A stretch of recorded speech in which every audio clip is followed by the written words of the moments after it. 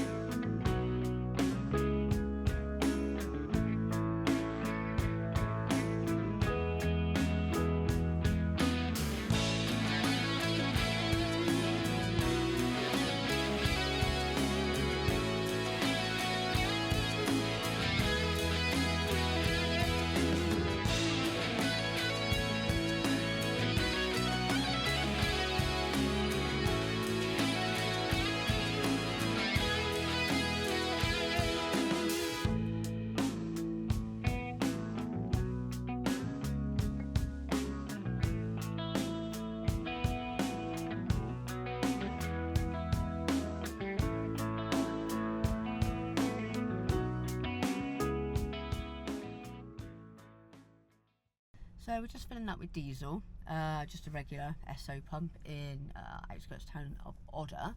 A couple of interesting things about diesel in Norway. One is the price changes by the minute, literally, following the price of crude. So it really varies throughout the day. So yesterday we saw diesel at 19 NOK a litre. Today we're paying 22, so there's a difference of about 20 pence. So yeah, it does pay to stock up when you see it. The other thing is when you do pay at pump, the debit card tends to take the full debit pending of a massive fill. So here it's up to 3,000 NOK, so that's about 280 quid. So it debits it as a pending transaction, and then once you've done your fill and you've actually taken what you need, it'll then debit the actual amount you've taken, but it will debit both and hold both on your bank account until they clear, and that can take up to a week. So it kind of means you're bankrolling not one transaction but two. So yeah, something to watch out for. I think in the UK it tends to be £1, but yeah, here in Norway it seems to be the same in Sweden. Whether it's the same in mainland Europe, I'm not sure, but certainly here that tends to be the way. So two things to watch out for there. So carrying on from Practicalities in Norway, so we've done the fuel fill, we've just serviced the toilet as well. Wasn't much fun, that one, to be fair, but very busy. There hasn't been anywhere for about 50 kilometres, so to be expected. We've just been on a Rema 1000, which is one of the Norwegian supermarket brands, and always mildly terrifying when you go in a Norwegian supermarket, but to be fair, not too bad, this one. So one of the really good things to know about when you come to Norway is if you look for this bread, neat bread, it's kind of working person's bread, and it's always a good So this one was 14 knock, whereas all the other breads were around 45, 450, 500, so markedly cheaper. It's always shown unsliced, but there's always a slicing machine, so slice it yourself and get yourself a good bargain. So yeah, so we've bought a loaf of bread, there's 3 mushrooms in there, some lovely local strawberries, blueberries, a bit of naughtiness in the creamy blue cheese, peppers, bananas, yogurt, courgette, onions, Philadelphia, and some pastries for later. And I've just looked at the bank, and that's gone through at £21. So, I mean, if you were to buy that in a British supermarket, I mean, what would you be looking? 10, maybe 12 quid. So, you know, again, it's easily double here. But, you know, I have to say the produce looks really good. The strawberries smell amazing, actually. Can't wait to get in there. So, yeah, you just have to be sensible. I mean, we've chosen Philadelphia because we don't normally go for branded soft cheese, but the local was only about 20 pence cheaper, so we went with what we know. Anyway, that's today. We'll see you a bit later.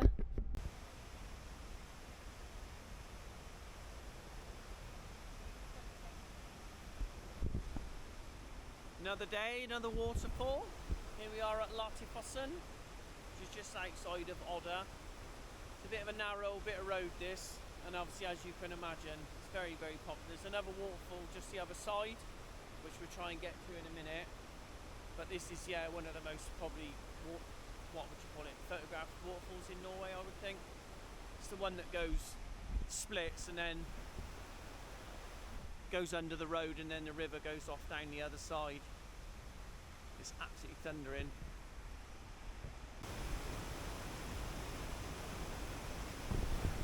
Yeah, we weren't going to actually come here today. We were going to go another way completely, but just the lure of coming down here and the weather not being too bad. We were so close. The last time we were here, it was absolutely pouring down. You couldn't even see the top of these hills.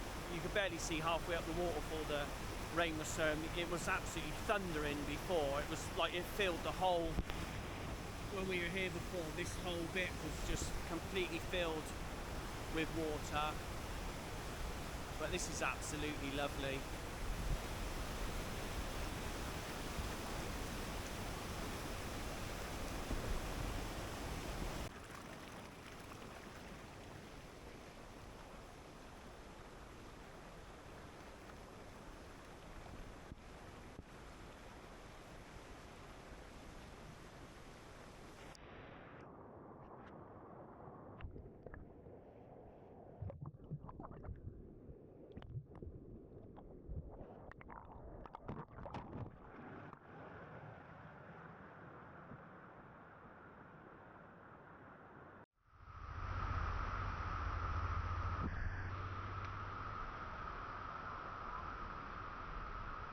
Here we have both sides of the waterfall, as you can imagine, being that it crosses a main road. It's the equivalent of like standing on the side of the A38 through Bristol or whatever, looking at some waterfalls with all the traffic going by.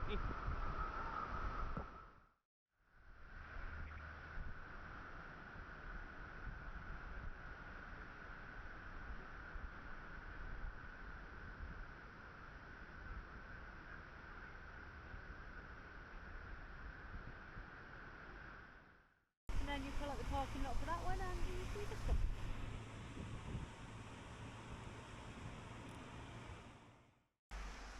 So it's a roadside luncheon today, just a quick stop, get some sustenance and get on, because we've got actually 36 hours of good weather, and we've been waiting nearly 5 years to go over to this area with a decent weather window, so we're going to take it. Now, I don't know if this will pick up the fact that there is the 3rd largest glacier on mainland Norway, I should say, 542 square kilometres. I read that just a minute ago. Now, we're going to head over there, but actually, I say we're going to head over there, we're going to go to the other coast, but actually we're going to go through a tunnel underneath the mountain, underneath the glacier. It's going to be a 20-30 minute tunnel, I would imagine, looking at the map. I don't know exactly, but oh, there's some people on kayaks down there. I mean, you couldn't be any more Norwegian if you tried, could you? Right, so I don't think you'll be able to see me, but we've just entered a tunnel which is 11 kilometres long and very poorly lit. This is it. Anyone that's got one of these T4s knows the lights are pretty rubbish. This is the mod that we've made. Got a light bar, new bulbs, new headlights. Yeah, much better field of vision. Oh, see you in 11 kilometres. And out the other side of the tunnel, more spectacular views and trails.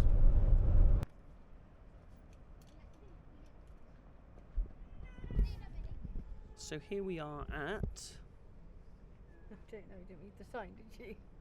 Didn't read the sign. Didn't know it was here. Literally just drove past on the road and thought, oh, there's a road up there. Bondhusvatnet. What's it called? Bondhusvatnet. Bondhusvatnet. So we popped out of the tunnel after Odda. We've driven down the road, just looked to the left, saw the glacier from the road, knowing that it was here. Didn't expect there to be a little sort of sign pointing left. Just drove up it, about a kilometre. Little car park there. Really nice little gravel path that you can walk up. So, but then when I did actually read up on it, the gravel path is only there because years ago this actually was an ice farm where, yes, believe it or not, they used to harvest the glacier ice, take it down the track, put it on ice ships and export it all over the world. So refrigerators put an end to that, but look at that. It's been about an hour and a quarter's walk so far to get this far, and hopefully we'll get round to the moraine beach, because this is obviously the moraine lake, and the glacier is, you can't see it quite at the moment, it's sort of a hanging glacier up. It's completely steep-sided, just looks like it's hanging on the side of the mountain, but hopefully we'll get some better shots of that in a minute.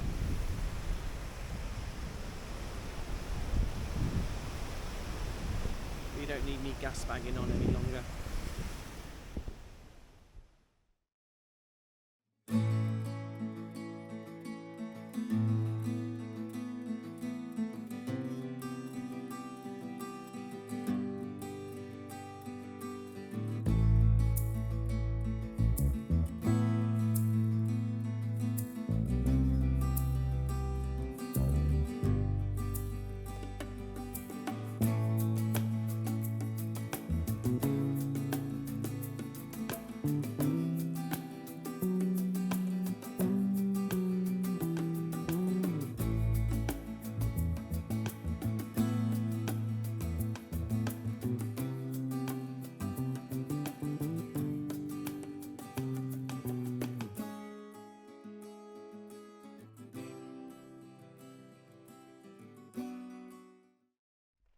So this is where we spent last night. There's the Westie there. It's like a little harbour place. They tend to be called Bobil Plasms for mobile homes. There's another one behind us here. We thought we were going to be here all alone, but no one came in late last night. Anyway, yeah, quite typical in Norway. I think they use it to generate a bit more cash to the local community. Really gorgeous spot right on the seafront.